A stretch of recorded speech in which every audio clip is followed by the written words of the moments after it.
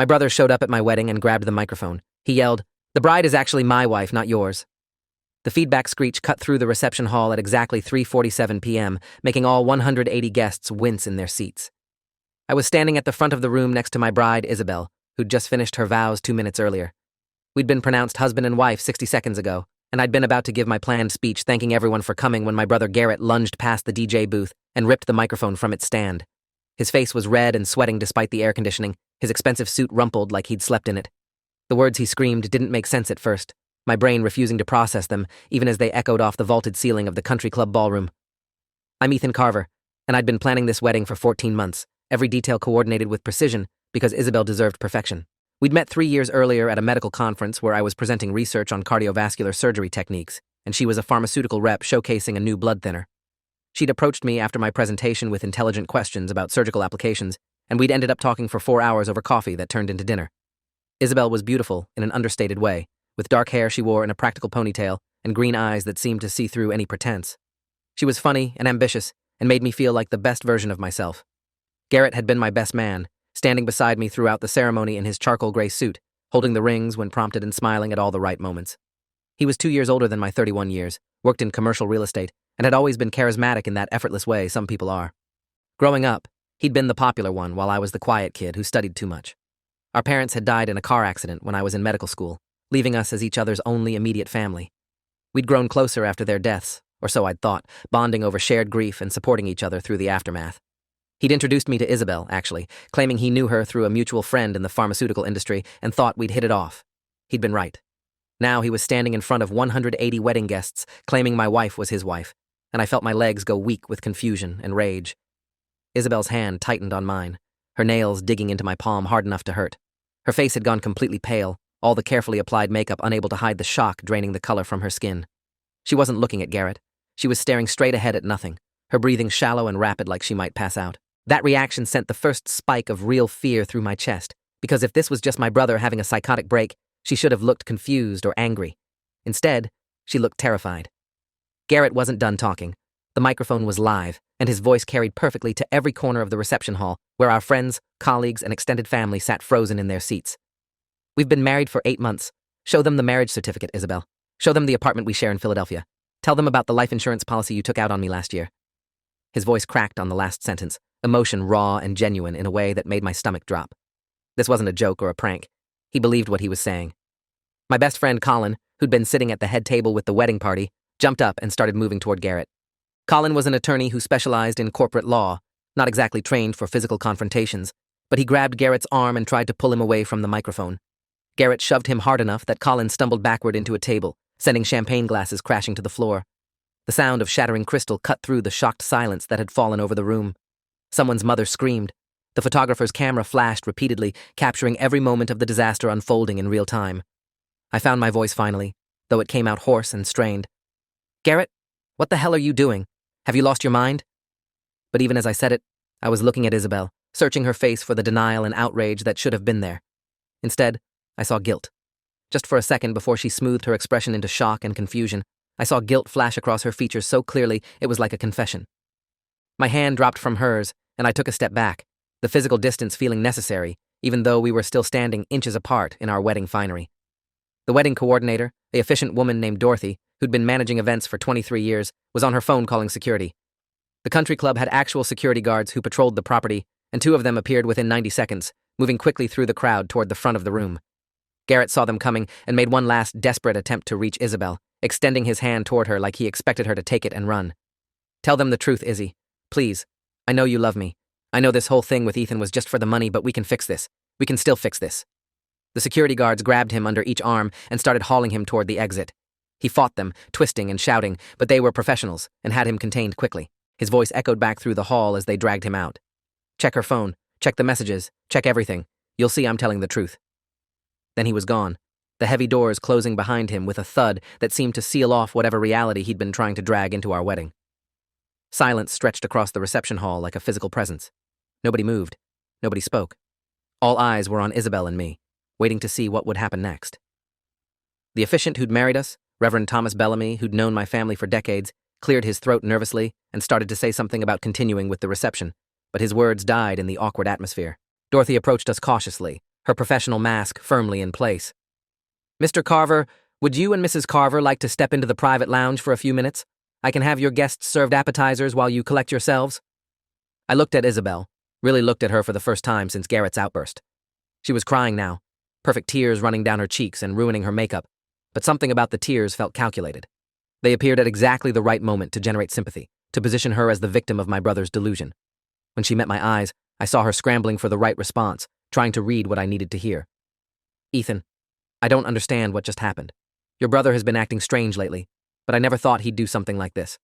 We need to call a doctor. He needs help." The words were perfect, concerned, loving, exactly what a confused bride should say. But they rang hollow because of that split second of guilt I'd seen before she'd composed herself. I nodded slowly and let Dorothy guide us toward the private lounge off the main reception hall. Behind us, I could hear the murmur of conversation starting up as guests began processing what they'd just witnessed. My phone was already buzzing in my pocket, probably texts from people who'd been watching the ceremony but not in the room. The private lounge was small and elegant with leather furniture and dark wood paneling. Dorothy closed the door behind us and promised to give us privacy while she managed the guests. The moment we were alone, Isabel grabbed my hands and started talking rapidly. "Ethan, I'm so sorry. I don't know what's wrong with Garrett, but he's been texting me strange things for weeks. I didn't tell you because I didn't want to cause problems between you two. He kept saying he loved me and that we belonged together. I thought it was just wedding stress making him act weird. I never imagined he'd create this whole fantasy about us being married." I pulled my hands away from hers and sat down on the leather couch, my brain trying to process too many conflicting signals at once. Garrett had been acting strange lately. He'd called me less frequently over the past few months, and when we did talk, he seemed distracted and on edge. I'd attributed it to stress from a big real estate deal he was closing. He'd lost weight too, I realized now. When I'd seen him yesterday at the rehearsal dinner, he'd looked gaunt and exhausted, his suit hanging off his frame in a way that suggested he'd dropped 15 or 20 pounds recently. But the specifics he'd mentioned didn't sound like fantasy. A marriage certificate, an apartment in Philadelphia, a life insurance policy. Those were oddly concrete details for a delusion. I looked up at Isabel and asked the question I needed answered, even though I was afraid of the response. "Have you been to Philadelphia in the past year?" She hesitated just a fraction of a second too long before answering. "For work? Yes. I had a pharmaceutical conference there last October. Why?" I stood up and pulled out my phone, my hands shaking slightly as I opened the messaging app. "Give me your phone." Isabel's eyes widened and she took a step back. "What? No. Ethan, you're being paranoid. Your brother just ruined our wedding with insane accusations and now you're treating me like I'm guilty of something?" Her voice had an edge of indignation that would have been convincing if I hadn't seen that flash of guilt earlier. I kept my hand extended. "If there's nothing to hide, you'll give me your phone. Right now." The calculation that crossed her face was subtle, but unmistakable. She was weighing options, trying to decide which response would work best. Finally, she reached into her small clutch purse and pulled out her iPhone, but she didn't hand it to me immediately. "I want you to know that whatever messages you find from Garrett, they're all one-sided. I never encouraged him. I was trying to handle it quietly without hurting your relationship with your brother." She placed the phone in my hand, and I noticed it was shaking. I unlocked her phone using the passcode I'd seen her enter 100 times and opened her messages. There was no thread with Garrett under his name, but when I searched for his number, I found a thread under the contact name, Property Manager, Philly. The messages went back 8 months, and the first ones I opened made my chest tighten with a pain that felt physical. Garrett's messages were intimate and familiar, calling her baby and my wife, and referencing shared memories of trips they'd taken together. Isabel's responses were just as intimate, filled with heart emojis and "I love you," and detailed plans for their future. I scrolled back to the oldest messages and found what I was looking for. Pictures. Photos of Isabel and Garrett together that I'd never seen, taken in locations I didn't recognize. In one, they were kissing on what looked like a beach at sunset. In another, they were dressed formally at what was clearly a wedding, but not our wedding. Isabel was wearing a simple white dress and holding a bouquet. Garrett wore a dark suit and had his arm around her waist. Behind them, I could see a city hall building with Philadelphia Marriage Bureau visible on a sign. The nausea hit me like a wave and I had to sit back down. I looked up at Isabel, who was watching me with an expression I couldn't read. "You married him. You actually married my brother 8 months ago." My voice sounded distant to my own ears, like someone else was speaking. She opened her mouth to respond, but I held up my hand to stop her. Don't say anything yet. I need to see all of it first." I kept scrolling through the messages, finding a timeline that made the betrayal worse with each revelation. Isabel had met Garrett first, not me. Their relationship had started 2 months before I'd met her at that medical conference. Garrett had introduced us deliberately, setting up the meeting and encouraging me to pursue her. In the messages, Isabel referred to me as the Mark and discussed strategy for getting me to propose quickly. There were calculations about my assets, my salary as a cardiovascular surgeon, my life insurance through the hospital. They'd planned this together. The life insurance policy Garrett had mentioned was real. I found messages discussing it in detail. 6 months ago, Isabel had convinced me to increase my coverage to $3 million, saying it was responsible planning for when we had children. She'd helped me fill out the paperwork and had listed herself as the beneficiary. In the messages, she and Garrett discussed how to handle it after I was dead, splitting the money and moving somewhere tropical where they could start over without anyone knowing about their connection. After I was dead. The words hit me like a physical blow. I looked up at Isabel sharply. You were planning to kill me. It wasn't a question. She started shaking her head rapidly, backing toward the door. No, that's not what those messages mean. You're misinterpreting everything. Garrett is obsessed with me, and those were his fantasies, not mine. I was just playing along to keep him calm while I figured out how to tell you. The door opened before she could reach it, and Colin stepped in, his expression grim. Security has Garrett outside, but he's refusing to leave until the police arrive. He called 911 and reported a fraud and conspiracy. There are 2 patrol officers on their way here now.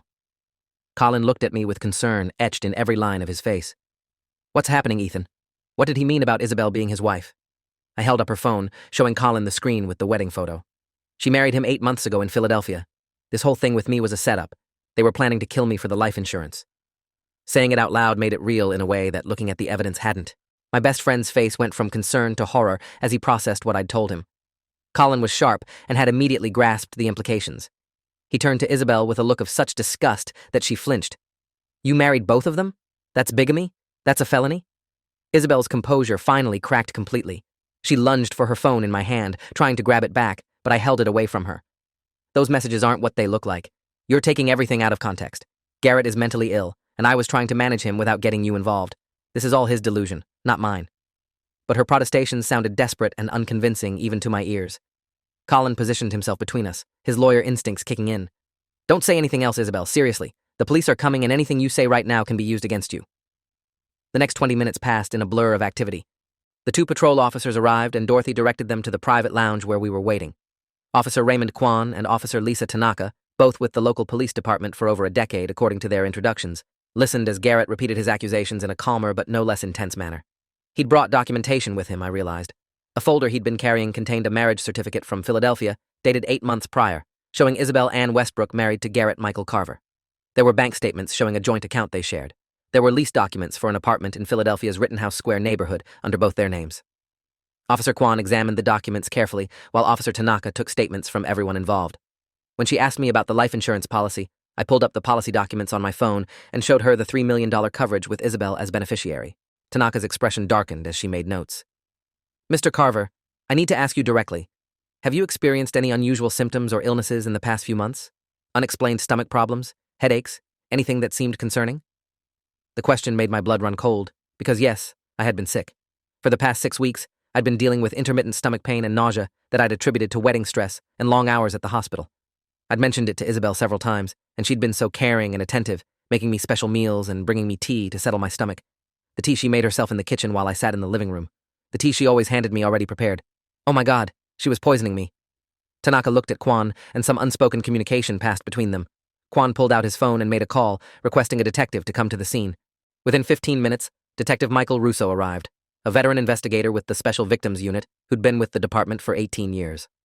Russo was in his late 40s with graying hair and the tired eyes of someone who'd seen too much human cruelty.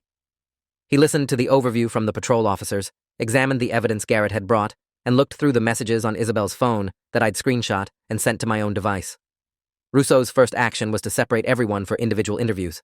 He spoke to me first in the private lounge while uniformed officers kept Garrett and Isabel in separate areas of the building. Russo's questions were detailed and specific, walking me through the entire timeline of my relationship with Isabel and asking about every interaction I'd had with my brother regarding her. When I mentioned the stomach problems, Russo became very focused. Did you save any of the tea or food she prepared for you? Any bottles or containers? I shook my head, feeling stupid for not considering the possibility earlier. No, I threw everything away. I didn't think anything was wrong beyond stress. Russo made extensive notes and then asked a question that made everything worse. Did Isabel have access to any medications or substances through her work as a pharmaceutical rep?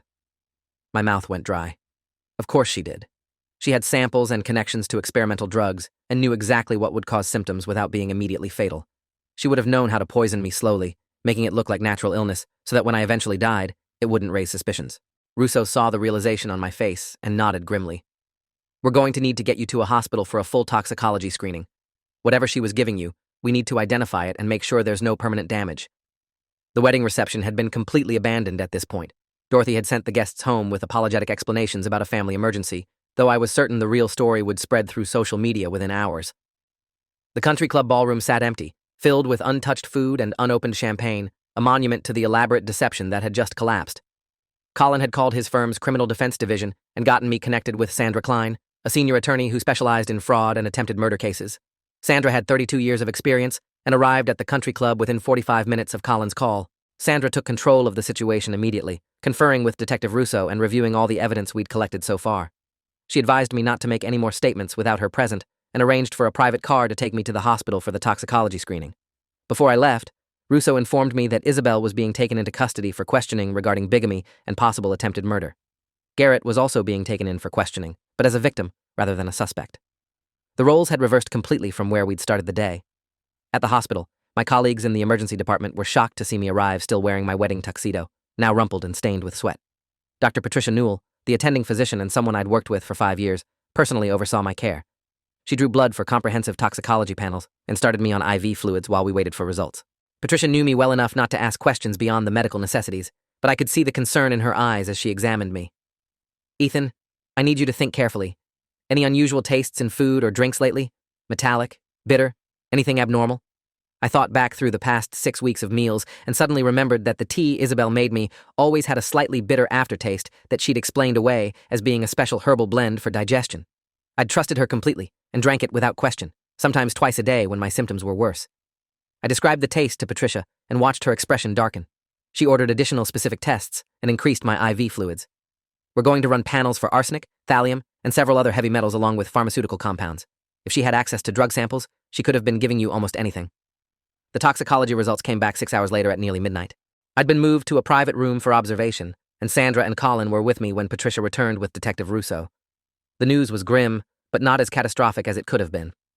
"You have elevated levels of arsenic in your system, consistent with chronic low-dose poisoning over several weeks.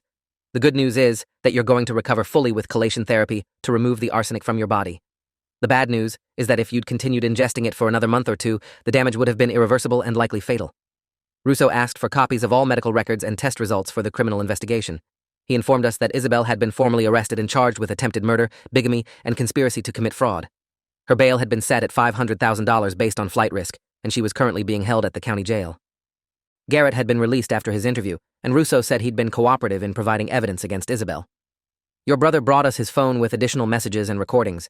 He started recording conversations with Isabel 2 weeks ago when he suspected she was planning to harm you. He has her on tape discussing specific plans for making your death look like a heart attack." The recordings. I asked to hear them, and Russo pulled out his phone, playing several clips that he'd already copied as evidence. Isabel's voice was clear and recognizable, discussing with Garrett how she'd increase my arsenic doses while simultaneously slipping me a beta blocker she'd acquired through her pharmaceutical contacts. The combination would make my heart rate irregular and, combined with the stress of my surgical work, would make a cardiac event seem plausible for a man in his early 30s with a demanding career. She talked about timing, waiting until after the wedding, so the life insurance policy was firmly established with her as my wife and legal beneficiary. But in those same recordings, I could hear Garrett pushing back, his voice getting more agitated and desperate. He confronted her about her plans and threatened to tell me everything. Isabel's response was chilling in its calculation. She told him that if he exposed her, she'd claim he was the one who'd planned everything and had forced her to go along with it. She'd position herself as his victim and me as collateral damage in his scheme. Garrett's voice cracked as he begged her to stop, saying he loved her too much to let her become a murderer. That's when he'd decided to disrupt the wedding, knowing it was his last chance to save my life, even if it destroyed his relationship with both of us. I listened to those recordings in my hospital room and felt a complicated mix of emotions that I couldn't begin to untangle. Gratitude toward Garrett for saving my life. Rage at both of them for the deception that had led to this point. Humiliation at being so thoroughly fooled. Grief for the relationship I'd thought I had with Isabel, which had never been real from the start. Sandra had stayed with me through the night, and she put a hand on my shoulder when the recordings ended. "This is solid evidence, Ethan.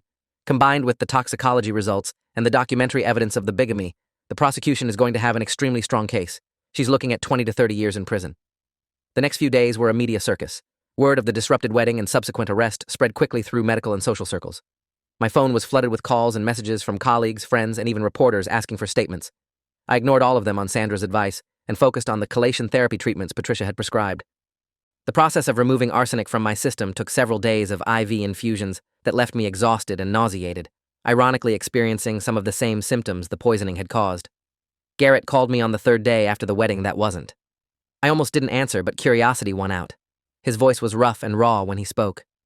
"Ethan, I know you probably never want to talk to me again. I know I destroyed everything by being stupid enough to fall for someone who was using both of us, but I needed you to know that I never wanted to hurt you. When I realized what she was planning, I tried everything I could think of to stop it without destroying what we had. I failed at that, but at least you're alive." I sat in my hospital bed listening to my brother cry and felt something in my chest crack open. He'd been played just as thoroughly as I had, maybe more so because his love for Isabel had been real from the start.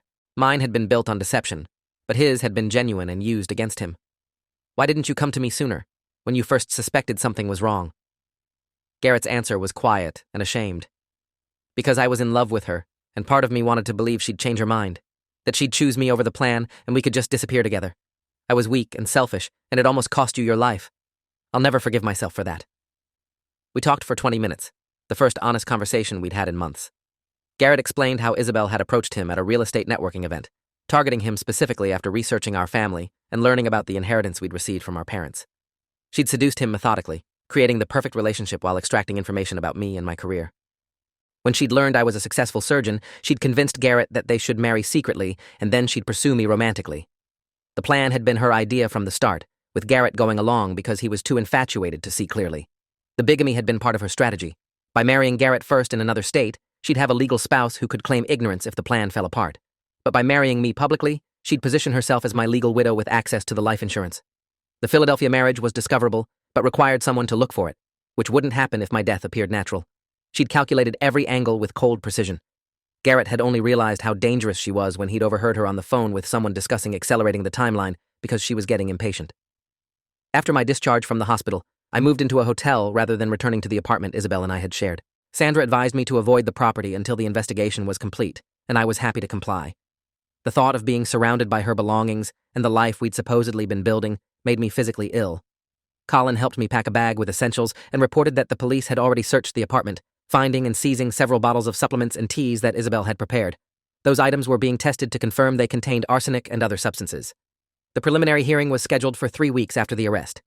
Sandra attended with me, and we listened as the prosecution, led by Assistant District Attorney William Frost, who'd been with the DA's office for 15 years, laid out the evidence against Isabel.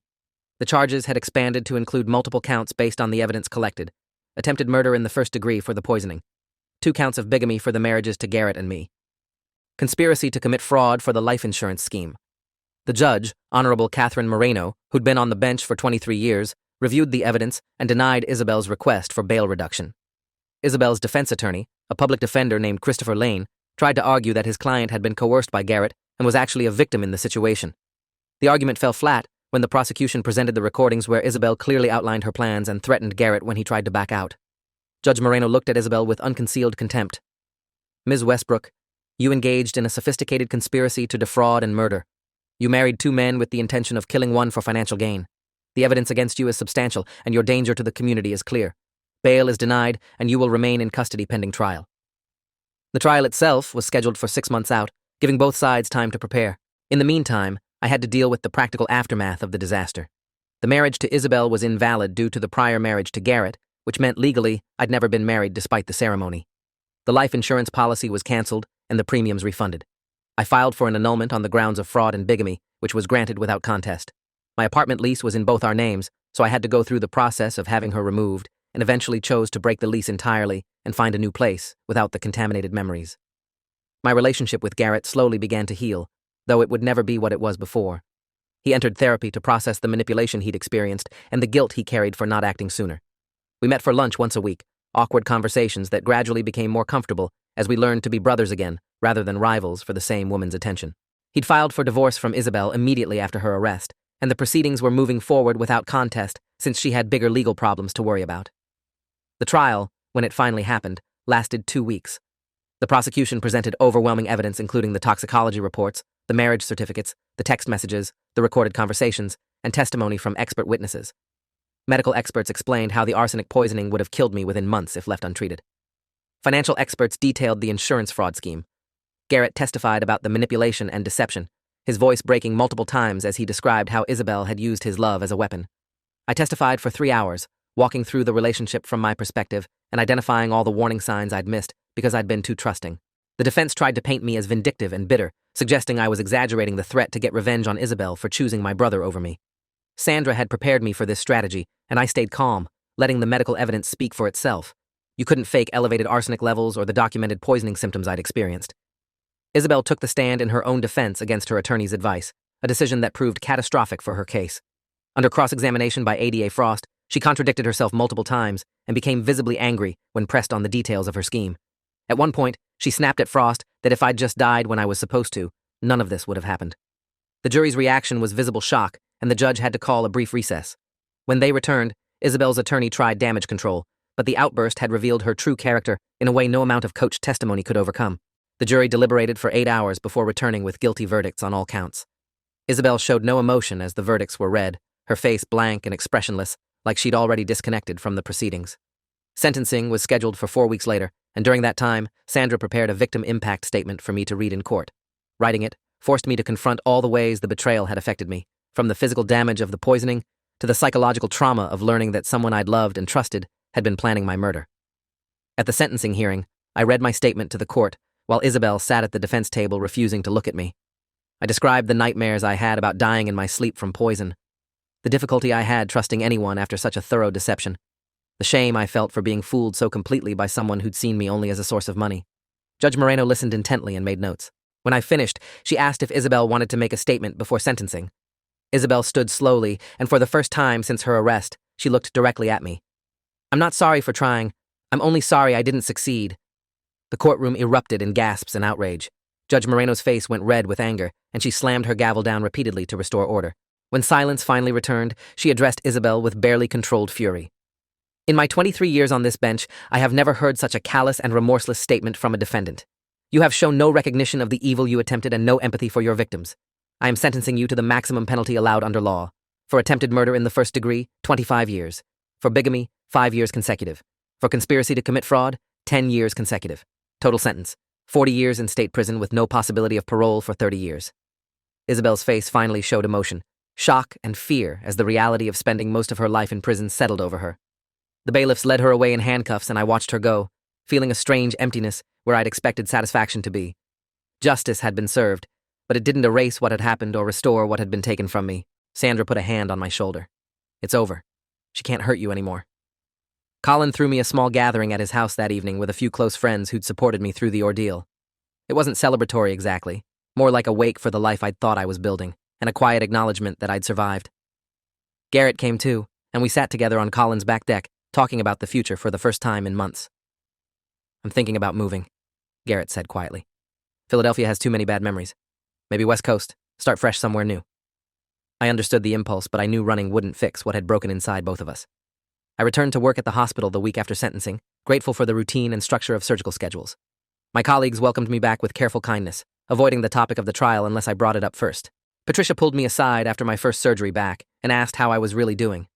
I told her the truth, that I was functioning but not healed, that I didn't know if I'd ever fully trust another romantic relationship, that I woke up some nights with phantom stomach pains from the poisoning even though the chelation therapy had cleared my system months ago. A year after the wedding that wasn't, I received a letter from the prison where Isabel was incarcerated. I almost threw it away unopened, but curiosity won out. Inside was a single page in her handwriting, the same careful script I'd seen on thank you cards and shopping lists. The letter was brief and strange. She claimed she'd had time to reflect and wanted me to know that her feelings for me hadn't been entirely fake. She'd started the relationship as a con, but had found herself genuinely attracted to my intelligence and kindness. That hadn't stopped her from planning to kill me, but she wanted me to know I'd meant something to her beyond just money. I read the letter twice, and then burned it in Colin's fireplace during our weekly dinner. Whatever truth or lies it contained didn't matter anymore. Isabel was part of my past, a cautionary tale about trusting too easily and ignoring warning signs. Garrett had moved to Seattle and was rebuilding his life, and we talked on the phone every few weeks, our relationship still complicated but slowly healing. I'd started seeing a therapist who specialized in trauma from intimate partner violence, learning to process what had happened and recognize that being deceived didn't make me stupid or weak. The wedding venue eventually refunded most of my deposit after Sandra threatened legal action, though they kept enough to cover the food and damage from the disruption. The photographer had tried to charge me for the photos of the ceremony and reception until I pointed out that images documenting an attempted murder probably weren't something I wanted to pay for. I donated my wedding ring to a charity that melted down jewelry and used the proceeds for domestic violence shelters. Isabel's ring was seized as evidence, and I had no idea what happened to it after the trial. 2 years out, I ran into one of Isabel's former colleagues at a medical conference, a pharmaceutical rep named Diana, who'd worked with her in the Philadelphia area. Diana pulled me aside during a break and apologized profusely for not seeing what Isabel was doing. She talked about you constantly at work events, how brilliant you were, how successful, how much you'd be worth someday. I thought she was just proud of her boyfriend, but looking back, she was evaluating you like an investment. I should have said something. I told Diana she had nothing to apologize for, that Isabel had fooled everyone who knew her. Garrett got engaged 3 years after the trial, to a woman he met through a mutual friend in Seattle. He called to tell me the news with hesitation in his voice, clearly worried about how I'd react. I told him I was happy for him, and meant it. Rachel seemed genuine and kind when I met her at their engagement party, and she knew the whole story of what had happened with Isabel. She'd chosen to be with Garrett despite his past, which spoke to either her capacity for forgiveness or her courage. Maybe both. I eventually started dating again, though it took years before I could let anyone close enough to matter. A colleague from the hospital's cardiology department named Lauren caught my attention with her dry sense of humor and complete lack of interest in my financial situation. She was independently successful, driven, and had her own life that didn't require me to complete it. Our relationship developed slowly and carefully, with me probably more paranoid about red flags than was healthy. But Lauren was patient and understood why I needed to verify her background and meet her family and see proof that she was who she claimed to be. 5 years after the wedding that wasn't, Garrett and Rachel had their first child, a daughter they named Hope. I was honored when they asked me to be her godfather, standing beside them at the baptism and promising to help guide her life. Holding that tiny baby, I thought about how close I'd come to never meeting her, to being dead in the ground while Isabel spent the life insurance money with my brother. The thought didn't fill me with rage anymore, just a quiet gratitude that Garrett had found the courage to blow up both our lives to save mine. The scars remained, some physical and some psychological. I still had moments of paranoia when someone I was dating acted in ways I couldn't immediately explain. I still checked my food and drinks obsessively when I wasn't the one who prepared them.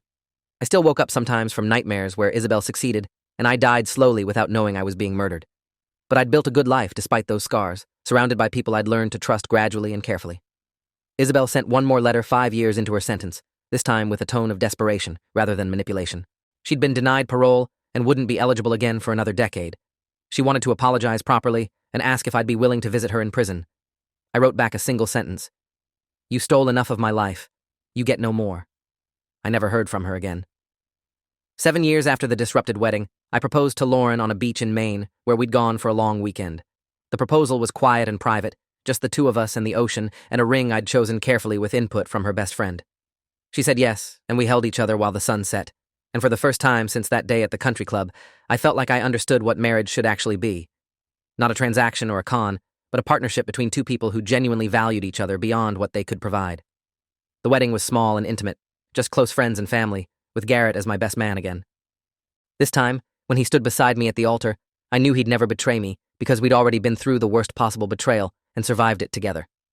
Lauren's vows made me cry in a way I wasn't ashamed of, and when we were pronounced husband and wife, the celebration that followed was joyful and real in a way my first wedding could never have been. I thought about Isabel sometimes, sitting in a prison cell with decades still ahead of her, and wondered if she felt any genuine remorse, or if her only regret was still just that she hadn't succeeded in killing me. I decided it didn't matter.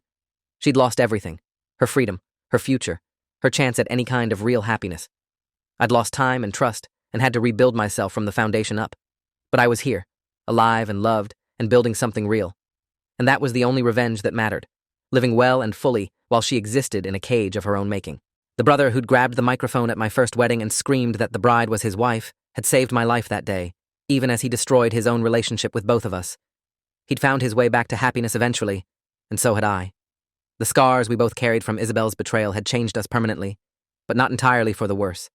We'd learned what real loyalty meant, what real love required, what it cost to trust someone, and what it was worth when that trust was genuine. Thanks for watching till the end. Make sure to subscribe and like to not miss the next story.